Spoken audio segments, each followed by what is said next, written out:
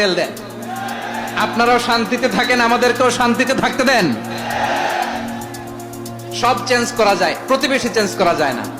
আমাদের ল্যান্ড তাদের ল্যান্ড, পাশাপাশি। আমরা চাই তারাও সুখে থাক, আমরাও সুখে থাকি, ঠিক কিনা? কিন্তু প্রতিবেশী হলে বন্ধুত্বপূর্ণ আচরণ করতে হয়। প্রতিবেশী যদি বন্ধু না হয়ে প্রভু হতে চায়, এরকম দানব প্রতিবেশী কেউ চায় না। ভারত যদি বন্ধুত্ব উপহার দেয়, আমরাও বন্ধুত্ব দিব। কি বলেন? তারা যদি বন্ধু সুলভ আচরণ করে, আমরাও বন্ধুত্ব উপহার দেব। কারণ আমাদের পররাষ্ট্র নীতি হচ্ছে সবার সাথে বন্ধুত্ব, কারোর সাথে বৈরিতা নয়। আলহামদুলিল্লাহ বলেন। কত চমৎকার পলিসি আমাদের।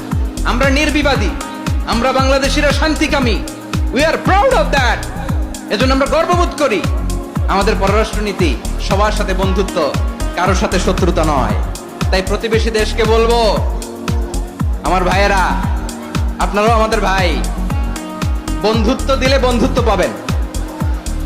বন্ধুত্ব ইজ ওয়েলকাম, দাদাগিরি নয়।